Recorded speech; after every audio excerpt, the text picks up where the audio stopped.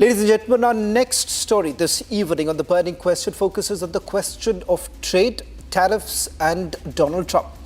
India and US, in fact, have made some meaningful progress in the last 4 days, with US trade representatives holding key talks with India and even setting a timeline for the sectoral talks to boost the bilateral trade agreement progress. But with less than 48 hours remaining on the clock on Donald Trump's reciprocal tariffs deadline of 2nd of April, the burning question is, has India done enough? Here is all that has happened in the last few days, and then we find the answer of tonight's second burning question. The deadline for Trump's reciprocal tariffs is inching closer. We have Liberation Day, as you know, on April 2nd, because, and I'm not referring to Canada, but many countries have taken advantage of us, the likes of which nobody even thought was possible for many, many decades, And, that has to stop. President Trump is calling it the Liberation Day, and he has been saying it since for a few weeks now. Certain things are. Certainly tariffs are, which we've already taken in billions of dollars. We've taken in already billions of dollars, and we haven't even really started the program other than certain areas, certain pinpointed areas, as you know. Many billions of dollars have already come into our country. And the big money is coming in on April 2nd, from April 2nd. Less than 48 hours remain to Trump's Liberation Day deadline, but India has made a significant breakthrough. A US trade delegation headed by Assistant US Trade Representative for South and Central Asia, Brendan Lynch, held talks with India's Commerce Ministry that concluded yesterday. US and India are all set to kick off virtual negotiations across sectors, with experts leading the talks. These experts will lay the groundwork for the eventual bilateral trade negotiations, which are set to conclude later this year. The signs look positive. Despite all criticism, Trump looks bullish on the trade partnership with India. Prime Minister Modi was here just recently, and we've always been very good friends.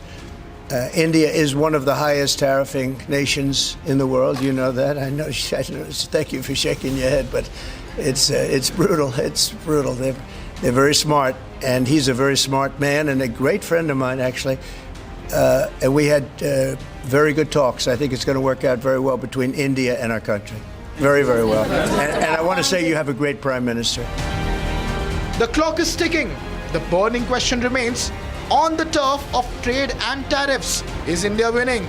Let's debate.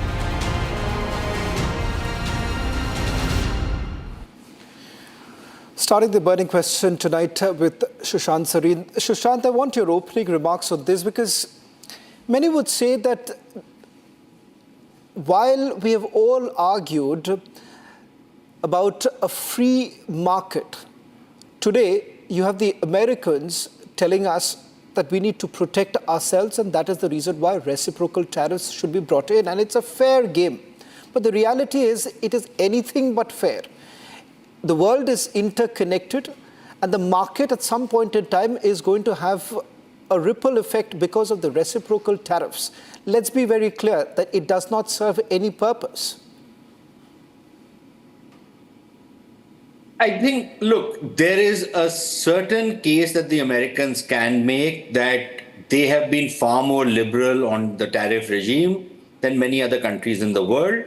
And that's a case they can certainly make. The problem, however, is that if Donald Trump thinks that simply by imposing tariffs on other countries, manufacturing will come back to the United States, I think that's going to be a bit of an ask. I don't think that's going to happen. Yes, maybe in the short run, there will be some bumping up of, they'll collect much more customs revenue and stuff like that. But I really don't think that the American industry will suddenly come back and start manufacturing in the United States in a big way. And it's not going to happen overnight or even within the next couple of months. I'm quite skeptical about it. Secondly, I think from an Indian point of view, there is a case for India to reduce the kind of protectionist tariffs that we have put in. Look, at one level, I think it's only breeding inefficiency in Indian industry. Indian industry, in a lot of cases, is behind these high tariff walls, and is continuing to dish out the same old stuff they've been always dishing out. There is no real innovation taking place in most cases. There is no research and development really taking place. And if you ask Indian industrialists, they make all kinds of excuses why R&D is not taking place in India. So what are we basically doing? Our manufacturing at one level is trading by another name. But to be fair to the Indian industry, if you want the Indian industry to be competitive and you want to reduce the protection, the tariff walls that you have built around India, then you also have to dismantle the inspector Raj that is put on the Indian industry. You cannot be hobbling Indian industry with every 2-bit penny inspector going and extorting money from industrialists and from the productive elements of Indian business, and then expect that Indian business is going to be competitive. It's not going to happen. So I think you cannot be doling out freebies and making transaction costs very expensive for Indian business, hobbling them with poor infrastructure, and then expect that Indian industry is going to be extremely efficient and will be competitive. So I think this is a wake-up call. I think we should thank Donald Trump for maybe pushing us into doing something that we've always been reluctant to do. But I really also think that the bureaucracy in the Commerce Ministry needs to wake up and smell the coffee. If you are going to be trying to protect every 2-bit interest group out here, every Sadar Bazaar or some other market shopkeeper out here, I'm afraid you're losing the plot. So I really think this is a wake-up call. We really need to rethink our economic policies and our trade policies. And to that extent, I'm ready to look at whatever Trump tariffs are going to be imposed. I'm ready to look at it in a somewhat more counterintuitive manner than how most people would look at it, which is a very mercantilist approach, which is exactly the kind of approach which Donald Trump himself has. He has a very mercantilist approach. Now, again, and I'll just end with this. Look, to expect that you're going to get a balanced trade with every country in the world, then you are a dinosaur. It's not going to happen. In the modern globalized economy, you will run deficits against some countries as long as those deficits are not predatory deficits, like happens in the case of China.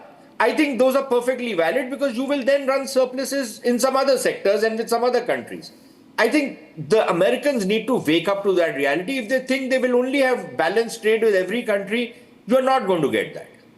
Charles Kupchan, I'll come to the India aspect in a short while from now. But the Americans have been champions of a free market. Today, when I started this entire program, I started by saying that we had started by arguing for a globalized world. What Americans are essentially trying to do is only going to limit them and their industries over a period of time. And look at the responses that have come in from the kind of statements that have been made by President Trump, particularly about tariffs being imposed in Canada, tariff being imposed in Mexico, and the kind of ripple effect it has had. So somewhere down the line, if not now, it is going to hurt the Americans. Yeah, I mean, if the question is, has the United States writ large benefited from the post-World War II liberal economic order, the answer is yes. The U.S. economy has been growing by leaps and bounds. Many companies have vantaged very much by the gradual liberalization of trade that has taken place since World War II. But there are many Americans who have been disadvantaged. Many Americans who have seen their quality of life and their living standards decline for the better part of the last 2-3 decades, mainly because of automation, partly because of free trade. And Trump is attempting to say to those workers who feel left behind by globalization, I hear you, I have your back, I'm going to fix the problem. But there are two key issues here that leave me quite skeptical that this will work. One is if you want to adjust trade relationships here and there, adjust the tariffs with India on this issue or that issue, fine. We can find a way to make the trade relationship more balanced. But what Trump appears to be doing with 25% tariffs on autos, many more coming in a couple of days, he may blow up the global economy because I expect retaliation from many of America's trading partners. And the other issue here, sort of the dirty little secret that your first participant, I think, was 100% right about, this is not going to solve the problem. Most Americans now work in the service sector, not the manufacturing sector. They're not going to get their jobs back on a manufacturing production line simply because of Trump's tariffs. So in many respects, it's a false bill of goods that won't work and that risks blowing up the global economy. Charles, that's a fantastic point that you've made, because there is a marked shift, particularly in what is going to create jobs in America. I'll come to that aspect with Peter in a short while from now. Let me also bring in Pramod Chulani as far as how India really looks at. And Sushant made a very interesting point. Perhaps it's almost like, with President Trump targeting his friends first, India appears to be, forced to rethink about reforms. And Pramod Chulani, just to take this forward, is this an opportune moment? Because some of the conversations that I've had back in the US, particularly with this, is this, that this is a window of opportunity for India. If at all China gets perhaps on a sticky wicket on certain commodities, that's where India is set to really benefit. Do you really look at this as a window of opportunity? The fact is that the Trump administration is far more India-friendly than the Joe Biden administration. And therefore, there is a strong incentive for India to try to work out a trade relationship with Washington. That's the reason why India is seeking to negotiate a trade deal with the Trump administration. The relationship with the US is crucial to India's economic and military security, to its access to technology and capital, and even to its international image. There have been ups and downs in the US-India relationship since the 1950s, but we have seen how in the first Trump administration, the relationship with India blossomed. Trump's first term was probably the best period in US-India ties. Now, Trump in his second term, you're seeing a new Trump administration that is far more nationalistic, more protectionist, and more clear-headed in terms of what it's seeking to achieve. Given that reality, what does India do? India has only two options. One is to negotiate a trade agreement with Washington. Other is to be defiant. And I think India has chosen wisely the first path. But there's some important aspects about India that one has to keep in mind, that unlike other Asian economies, India imports far more than it exports. It's an import-dependent economy, not an export-driven economy. And unlike other Asian economies, India has a more domestically oriented economy that relies on domestic consumption, not exports for its growth. The US too has like India has a large trade surplus, trade deficit with the rest of the world. The US too has a huge trade deficit with the world. It's the world's biggest at $1.2 trillion. But the US trade deficit with the world amounts to less than 4% of America's economy. By comparison, India's overall trade deficit with the world accounts for more than 10% of its GDP.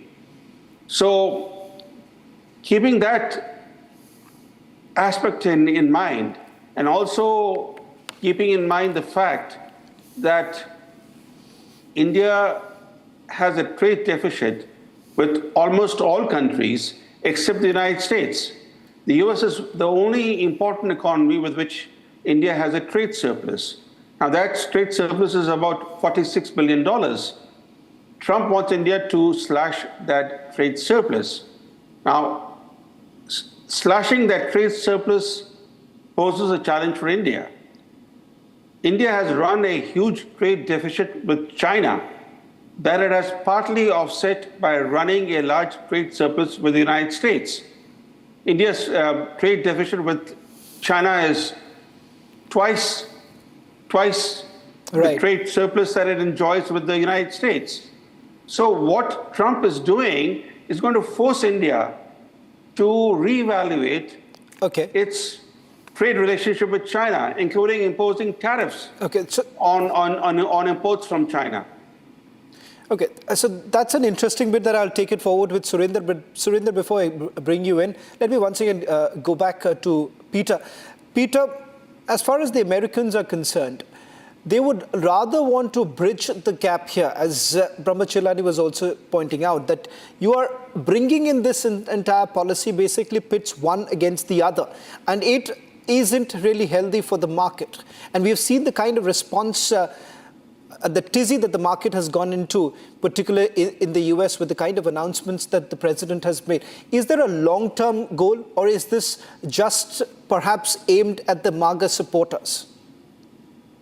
I think the long-term goal is to bring the United States back to the 19th century. I think Trump is a troglodyte. He's got a very limited view of economics. He thinks that any time we're running a trade deficit with another country, it's because they're cheating the United States. They're exploiting us. He doesn't understand, as Charles was saying before, he doesn't understand the effect that this is likely to have or potentially could have on the global economy. We saw this kind of policy in the early 1930s, worse than the global depression. And now this kind of war of all against all, we see it also in terms of Trump's diplomacy. We see his attempts to say he's going to get Greenland and Panama and Canada. You know, he hurts America's allies. If you just look at the 25% tariff on auto imports, the average price of a car in the United States now is $50,000. And these 25% tariffs are going to drive that up. And who's going to be hurt by that? It's mostly going to be the Trump voters. It's going to be people in the heartland. But Peter, it's going to be working families. But Peter, it doesn't look like that the Trump supporters, the MAGA supporters, are unhappy with certain decisions that have been made by President Trump, even though it hurts them the most. The automobile industry perhaps takes a huge blunt, and that is the reason why there have been back and forth on this entire matter. Perhaps certain concessions would be brought in as far as the automobile industry is concerned. But having said that, the long-term goal seems to be completely, short-sighted. We're seeing signs of resistance and rebellion amongst Trump's own supporters.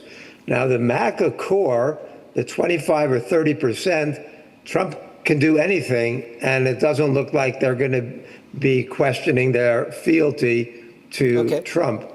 But you've got a large swath of Americans who thought that they were voting for lowering egg prices, and what they're getting instead is inflation. It's increased prices on goods. It's a collapse of the stock market, and it's alienating and isolating the United States from the countries that should be America's closest allies and trade partners. It doesn't, to me, make any sense, and I think the long-term repercussions could be very, very destructive for the United States and the rest of the world. A destruction for United States, is it perhaps constructive for India? Surinder, if I can also bring you in right now.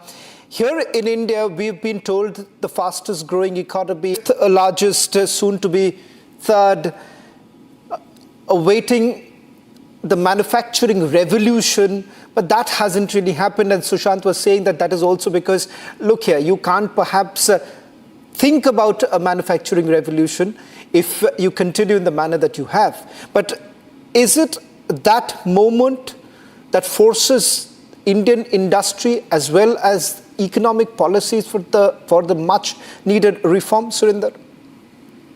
Thank you, Mr. Sen. It's a pleasure and honor for me to be here. And yes, the silver lining to this would be that our very complacent industry might want to get up their backsides and create more. But Mr. Sen, I see this as a much larger game, as much as I think Donald Trump wants to say MAGA. I don't know if he's going to make America great again. He's definitely going to end up making Russia and China great again. You know, American supremacy might be there, but American hegemony is up for revision. And this, to me, seems like a Cold War 2.0, where it is all to do with America and China, because a lot of activities happening in the Indo-Pacific. And, and it's all about now controlling the sea routes and the rare earth. I mean, that's where the future lays. So for me, I think this is what it is going to be. And you started the discussion by saying that has India done enough? I think India has done great. I mean, on a note of levity, despite having the highest tariffs in the world, Modi is the only leader who's not been ridiculed the way he has ridiculed his post-Second World War alliance partners. And one more thing, if you see the way he's been very judicious in dealing with China and Russia, because it is all to do with Russia, and you know how that's done a 360, and now not letting Russia go into the Chinese camp. So this to me is 2.0 Cold War going on, where he understands that I don't think America can make those brick and mortar industries. The first reason why they weren't there was because they were not meant to be there. A lot of intellectual property, and out of the 10 top companies, maybe 6 and 7 in the world were created in America, which were probably out of a garage until 40 years ago, and now they control the world. I mean, Elon Musk is one of his favorite chocolate boys, who's pretty much had his ear with $250 million in donation. So I think in the longer run, I don't know how this is going to play out for America. I'm not very optimistic about it, because American GDP is 26% of the global trade. But yes, for us, it's going to be the silver lining, because I think our very nimble and deft foreign minister has been in Washington at the right place at the right time and trying to keep Donald Trump in good humor, because he loves being appreciated. And he wants to be the biggest deal maker, although I'm still waiting to see if the war's still going to come to an end in a week's time or no. But he wants to be the biggest deal maker. And I'm not too sure with 7 bankruptcies how good a president he would be in the longer run. Thank you, Mr. Sen. Shashank, if I can also bring you in, as far as 2nd of April is concerned, and if at all the reciprocal tariffs actually kick in, what does that really mean for India in the long term? Because some would argue that this is a moment, as you have said, for a substantive reform, something that happened for us when we saw the balance of payment crisis, the need to go to the IMF back in 1991, then of course the global sanctions that came in, that kicked in after Pokhran II. These were moments that actually pushed India for substantive reform. Do you believe that come 2nd of April, the reciprocal tariff actually kicks in, yet another moment for India to actually bring in a substantive reform? Shravan, look, it's not going to kick in only for India. It's going to kick in for all the countries in the world. Now, what that means is that you're looking at a global trade war of sorts. And if indeed there is a global trade war, then please remember that 40% or almost 50% of India's GDP is through foreign trade. Around the 1990s and even a little later, only about 10 or 11% of India's GDP used to come from foreign trade. Today it's 45 or 50%. I don't have the exact number with me. So you can imagine if there's a global trade war, it'll have a ruinous impact on India's GDP, right? That is one part of it. The second part of it is a much more localized kind of a phenomena. Which are the industries which are going to take a bit of a fall because of these reciprocal tariffs? Now, for example, if the Americans were to put 100, whatever is the duty, 25% tariff on Indian-made foreign liquor, as we call it, it's not going to have any impact because that is consumed only in India, right? But listen, shouldn't we ask our Commerce Ministry babus? Now, Mr. Singh is really lauding the Commerce Minister and the Commerce Ministry babus and, this entire babudam that we have created. Shouldn't we be asking them, on what basis were you putting 150% duties, for example, on American whiskey? Nobody drinks American whiskey in India. Maybe a few people. Maybe 10,000 people drink American whiskey. How much American whiskey will sell in India? We have, and Mr. Singh and I'm sure he also relishes Scotch as much as I do. We are into Scotch whiskey. We're not into American whiskey, right? Now, don't the people in the Indian bureaucracy ever think how many Harley Davidsons would they have sold in India? Would they have replaced Hero MotoCorp, which makes utility bikes and pretty good ones at that? Would they have replaced them if Harley Davidson duties were not as high as they were? Do we not think what kind of a trade regime we are setting up in India? And then should we not have a significant reform in our regulatory frameworks in the kind of extortion networks that are being run by the lower bureaucracy? And you are seeing instances of that virtually on a daily basis where people are posting how difficult it becomes to do business in India if you're a small or medium enterprise.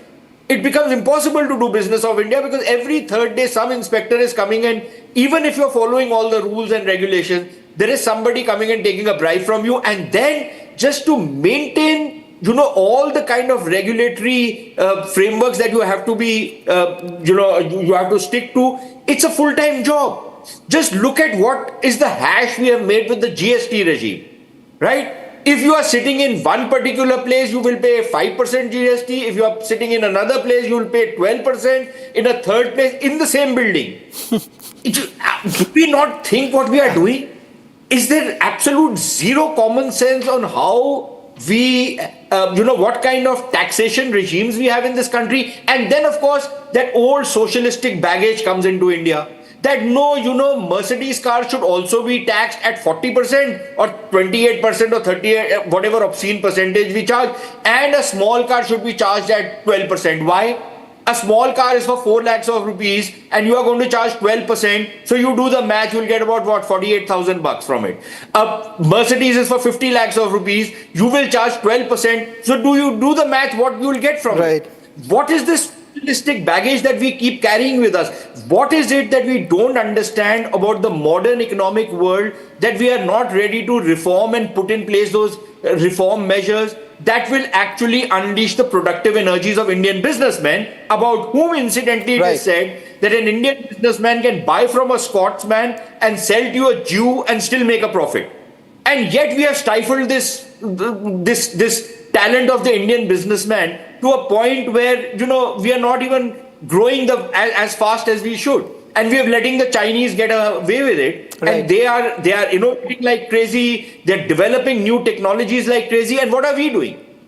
So I think we need to get real about how to improve the economic picture in this country. Otherwise, we'll be there. Yeah, we'll become, because of our population, because of just the natural growth rate that we have. Yes, we'll become the largest economy in the next 5-6 years. Big deal. Well, thank you very much, Sushant. I think so. Perhaps that's an interesting way of putting across what we have been fighting for a very long time. And more importantly, is this the economic evolution that we are really looking forward to? Sushant, thank you very much. But I'll just take one final word from Charles. Charles, you've heard what our friends here in India have to say, because many are really looking at this entire talk from Washington, D.C., pushing India to evolve from what we have been fighting. The tariff regime, and many would say the ludicrous tariffs that India has put across on various sectors. One final comment from you, Charles, with regards to perhaps there is a silver lining. Yeah, I mean, we don't know what's going to unfold in the next few weeks. We could be on the edge of a cliff and we are in a global trade war before we know it. The silver lining in my mind is two things. Number one, I think Trump himself is much more transactional than he is ideological. He may be willing to make a deal in ways that some of his advisors would not. And as a consequence, I think if the governments of India and Mexico and Canada and the EU get in there, negotiate and cut a deal, we may be able to avert the kind of trade war that may loom out there. And the second point, and Peter referenced this, I think that Trump is going to see his domestic support wane considerably. A lot of Americans may not be paying a lot of attention to the closure of AID, but when they go to the store and they see prices go up 25%, they sure as hell are going to pay a lot of attention. And we do have midterms coming up in a year and a half at this point. And so it may be that for domestic reasons, Trump moderates his position on tariffs. That, to me, is the best case scenario at a moment when we could see a very dark outcome or a less dark outcome. Gentlemen, thank you very much for joining us on the burning question tonight. Perhaps it puts to rest some of the questions that is looming large on this entire issue. Thank you very much for joining us. That's all that we could pack in this edition of The Burning Question. On the other side, coming up, the big story from the national capital.